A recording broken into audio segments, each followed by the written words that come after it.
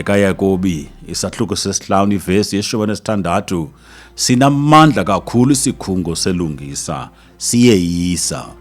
Iingcali ezininzi kwizifundo zeBhayibhile ziyayazi yaye ziyakuqonda ukubaluleka ngokukodwa komthandazo nokulwa idabi lakwamoya, kodwa ke bambalwa abakwenzayo oko ngendlela yokwenene nebambekayo. Ayizonjongo zeli candelo ukunika isifundo esibanzi ngoku, ngaphandle kokuba isisikhuthazo sokwenza ukulwa idabi lakwamoya lamkeleke kwicandelo lezolimo. Idabi lakwamoya nomthandazo lalingacwangciselwanga kuphela iinkonzo ezigcwalisa iintente namabala ebhola nekugxilwe kuko ngamamishinari ndawonye neminye imihlangano yasecaweni.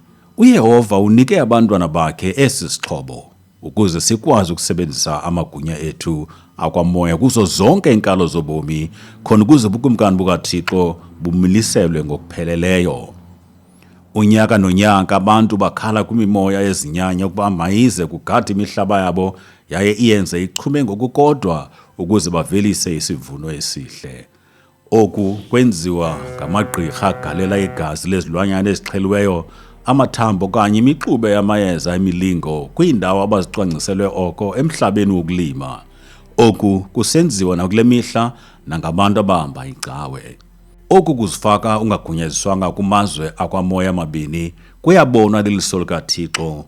Ungamva ngokwemvakalelo esimka yaye esithi, ngoko ke masibone ukuba lo mathambo womileyo aza kwenzela ntoni. Okanye ubuze abafileyo kuqala, ngoko ke bayeke baphendule isidingo sakho. Imizekeliso 15 umqolo 29 uYehova ukude nabangendawo, ke wona umthandazo wamalungisa uyawuva. Izililo ezifuna ngokodwa zabenzi bobubi azinakunanzwa nguThixo ngokuba ukude nabo. Abo basebenza ubugqwirha nezinye izono azinakuviwa isicelo abazise kuye bade bazithobe ngokuvuma izono baguquke. Ulawula zonke izinto. UYesu unikwe onke amagunya ezulwini nasemhlabeni, kodwa ngelishwa nathi sinikwe inkululeko yokuba sizikhethele ukuba ngubani esifuna abe setronini yobomi bethu, usapho lwethu, amakhaya, imihlaba yokulima yethu, kubantu bengingqi nelizwe lethu. Sifanele ukufaka uThixo kuzo zonke iinkalo zobomi bethu ndawonye neentsimi zethu.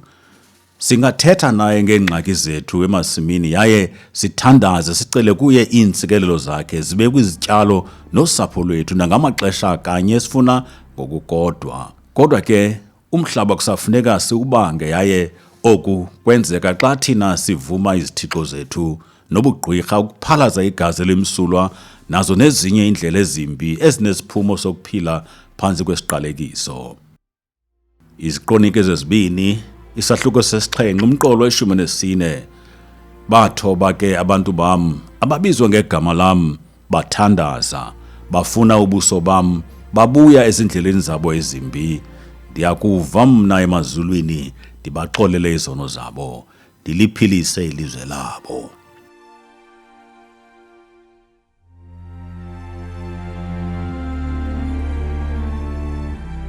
Njengabo ke bathe bengamalungisa kaThixo ngenxa kaYesu Kristu, sifanele ukuba sithandaze, sikholele uba uThixo ngelizwi lakhe nezithembiso khona ukuze amasimi nabantu esihlala nabo babe nempumelelo.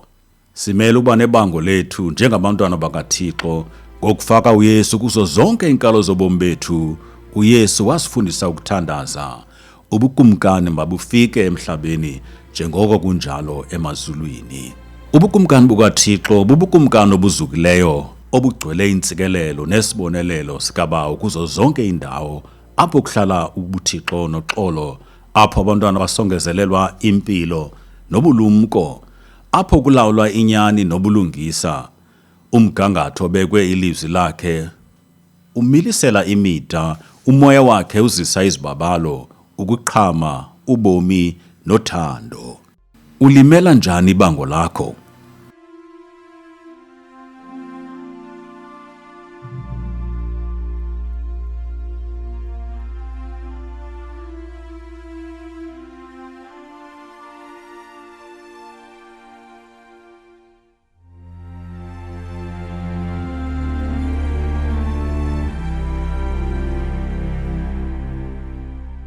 Ukumela ibango lakho kufana nokumilisela izinti emhlabeni wakho wokutyala. Ukuzithoba sisiqalo sokumela ibango lakho. Ukuzithoba kukuvuma ukuba indlela zikaThixo ziphakamile kunezethu yaye siye senza impazamo. Esi sisixhobo esinamandla kakhulu sokuqhawula isiqalekiso yaye akufuneki sisithathe kancinci. UYesu wayengelokhuko ekunyathelwa kulo, kodwa wabonakalisa okona kuzithoba kuluntu lonke ngalo lonke ixesha lobomi bakhe obumangalisayo. Ukuzithoba kwethu phambi kwakhe, nokuba singezi sinemisindo nobudlongodlongo, kuya kusenza sive ukuba ufuna senze ntoni. UYesu akazange aphakamise yena ngaphezu kayise, ngapha koko wayesoloko ekhomba kuye njengomthombo welizwi ngalinye nezenzo zakhe. uYakobi isahluko 4 ivesi 10, zithobeni emehlweni enkosi yoniphakamisa. Uphawu olubonakalayo lokuzithoba kukugoba amadolo, uthatha umhlaba ube sezandleni zakho njengokuba uthandazela wona.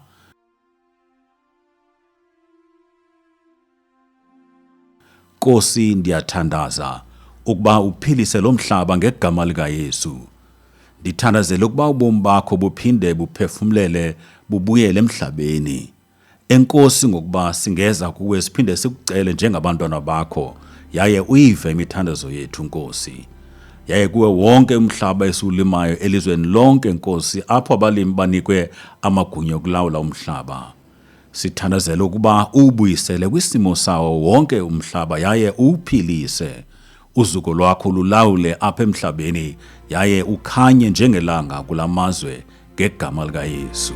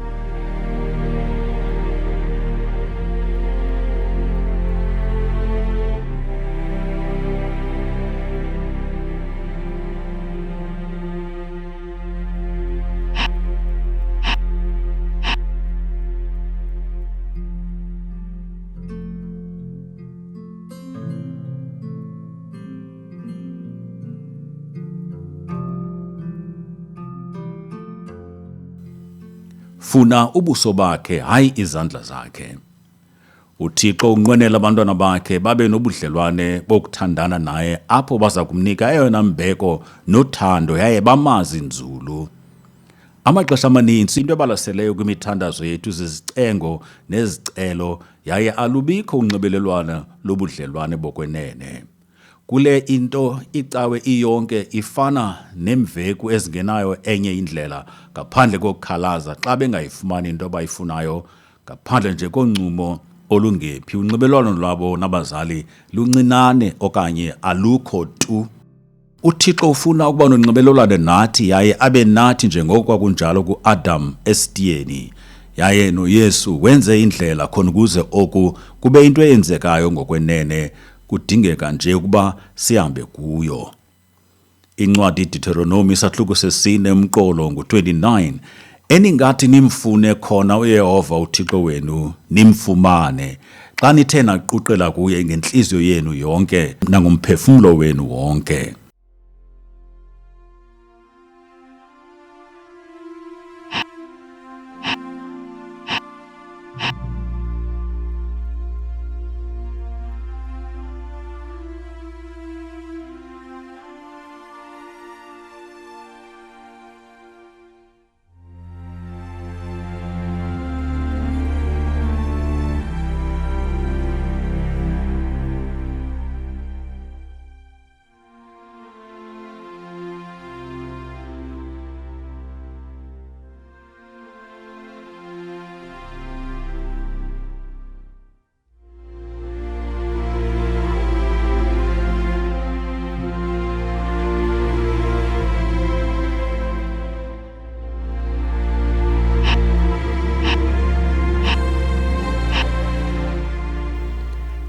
vuma ukuba wonile uguquke. Ukuvuma ukuba sonile nokuguquka linyathelo lokuqala eliza kuzisa uThixo abuyele kweyona ndawo yakhe ebomini bethu nasemhlabeni wethu. UThixo ufuna sihambe naye njengonyana abathembekileyo, simhloniphe kuzo zonke indlela zethu, khona ukuze yena alungise indlela zethu. Xa uthandaza ubanga umhlaba ukuze ubuyele, ayibobungakanani bengxolo okanye ukhwaza ubenza umehluko kwizibophelelo, ngokuba izwi lithi, kuba zona iintonga eziphuma ngazo umkhosi ayizizo zona ezenyama, kuye uThixo zinamandla ukuwisa iinqaba. ngabasekorinte besibini isahluko seshumi ivesi yesi-4. La mandla kaThixo aza ngomsebenzi owagqitywayo nguYesu emnqamlezweni nangegama lakhe elingaphezu kwawo onke amagama. Ngapha koko uYesu wasifundisa ukuba masithandaze kanjani, singabi ngathi singabahanahanisi, kodwa sikumoya nasenyanisweni. kuMateyu isahluko sesi-6 ukusuka kwivesi yesi-5 uya kwi-13.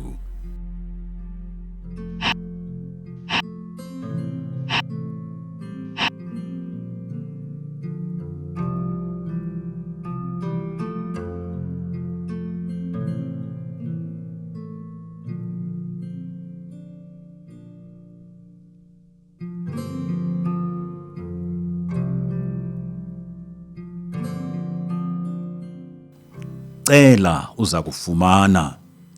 Mangaphi amafama owaziyo acela imvula kuThixo phambi kokuba bakhalazele ungabi namvula eyaneleyo? Kude kufuneke kubhengezwe ukuba kukho imbalela engingqini phambi kokuba amafama adibane aze acele kuThixo intsikelelo nemvula. UYesu wathi, celani nophiwa, funani nofumana, qonkqozani novulelwa. uMateyu isahluko sesi-7 ivesi ngu-7. Ningabi nakuzuza nto ke ngenxa yokuba ningaceli. EkaYakobi isahluko sesi-4 umqolo ngowesi-2. Umnqweno kaThixo ngokuba size kuye yaye sicele yena, noxa sele esazi ukuba siza kucela ntoni kwaphambi kokuba sicele kuye. Xa sisenza njalo, sivuma ukuba uThixo unamandla asemazulwini, ungumongameli, unegunya elingaphezulu kwezinto zonke, nale ke yindlela yonqulo. Izinti zesigxina sesi-5 ku-30 emitha.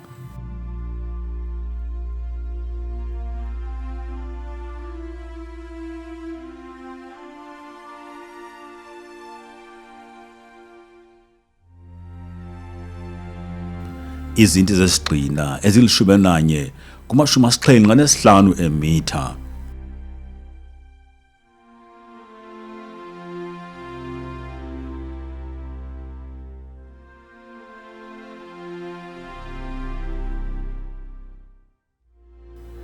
Thandaza.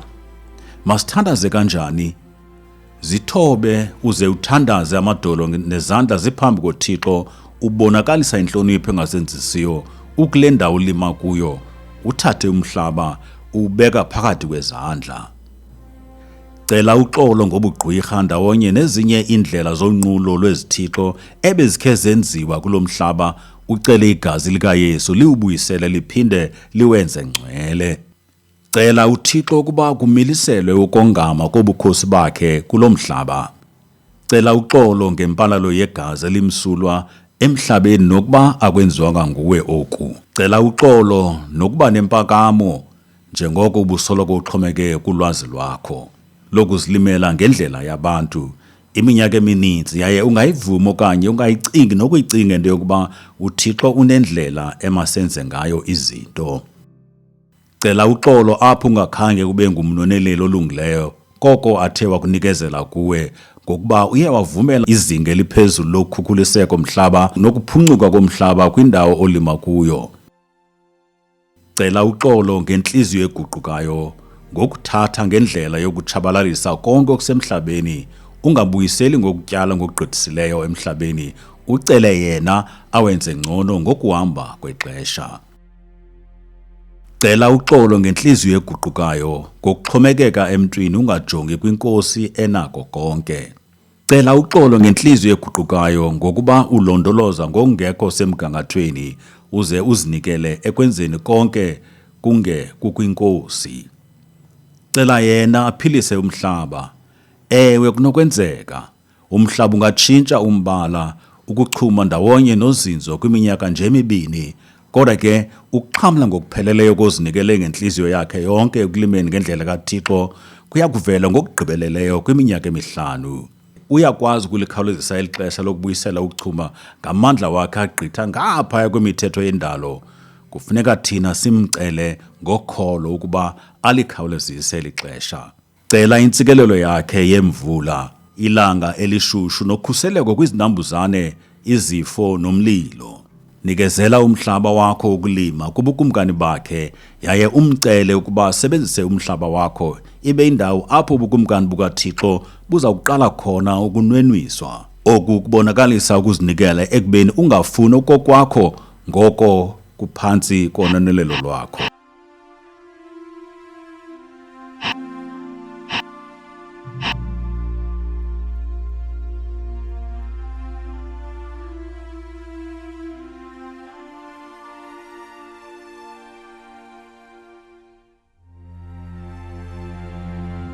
Ndifuna nje ukukhuthaza. Ngamanye amaxesha xa uguqukela kwindlela kaThixo yokulima, kungabonakala ngathi uminxeke elityeni elikumjelo wamanzi obaleke kakhulu.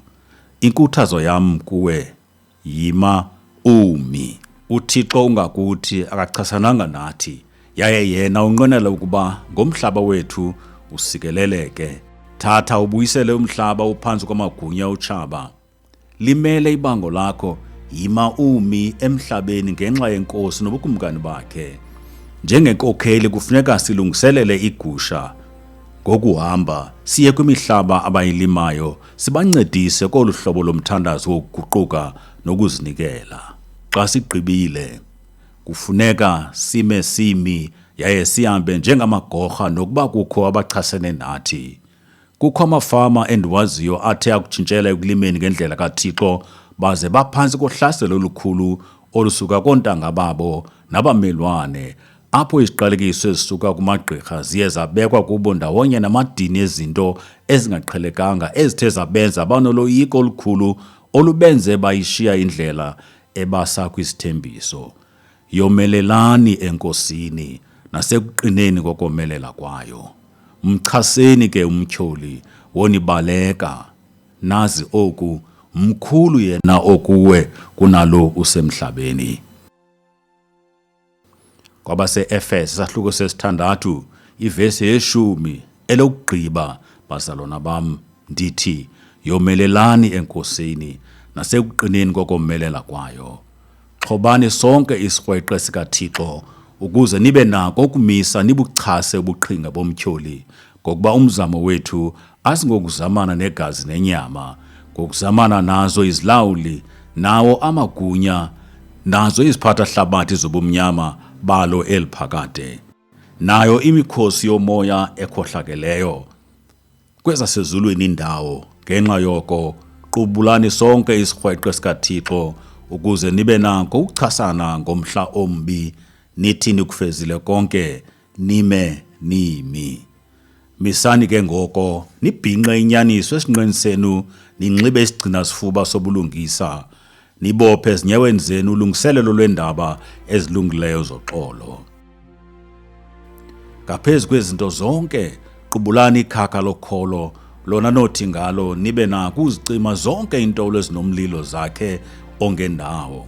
Yamkelani isigcina-ntloko sosindiso, nalo ikrele lomoya elilizwi likaThixo, ngako konke ukuthandaza nokukhunga, nithandaza amaxesha onke nikuye umoya, niyiphaphamele loo nto ngako konke ukuzingisa nokukhunga. Obu bukumkani singena kubo kwenziwa ngohlobo olwahluke kakhulu kunolu lwandulo lokuphatha ngokurhokrisa nangokoyisa. Sihamba kuloyiso lwenkosi yasele yena waluphumelela ndawonye nokuqiniseka okuzinzileyo okusuka ekwazini nokuqinisekiswa ngoxolo lwakhe. Sukoyika, kodwa hlala uthe qwa ngokuhamba ngokomoya nangokhuseleko lwegazi likaYesu. AbaseRoma 8 umqolo 37. Kanti ke kwezo zinto zonke sisuka soyise sigqithisele ngaye owasithandayo, kuba ndeyisekile kukuba nakufa nabomi nazithunywa zezulu nazilawuli naziphathamandla nanto zikhoyo nanto zizayo nabuphakamo nabunzulu nasinye isidalwa esisimbi asikuba nako ukusahlula thina eluthandweni lukaThixo olukuye uKristu Yesu inkosi yethu. Siyabulela ngezithembiso zakho Nkosi, sima simi simela ibango lethu. Nkosi, kuzo zonke izizwe Nkosi yethu sivumela ukuba ke zigcwaliswe ngumoya wakho, yaye uhlale uhleli nathi khona ukuze uzuko lwakho lukhanye kuyo yonke lengingqi ndawonye nolawulo namandla asuka kubukhosi bakho. Ndiyathandaza ke Nkosi bawo ngayo yonke imithandazo eyenziweyo nebango ngalinye lenziweyo Nkosi. Uzuko lwakho maluvele kule fama luze lutshintshe ubomi babantu ngenxa yegama lakho. Konke sikucela ngegama likaYesu.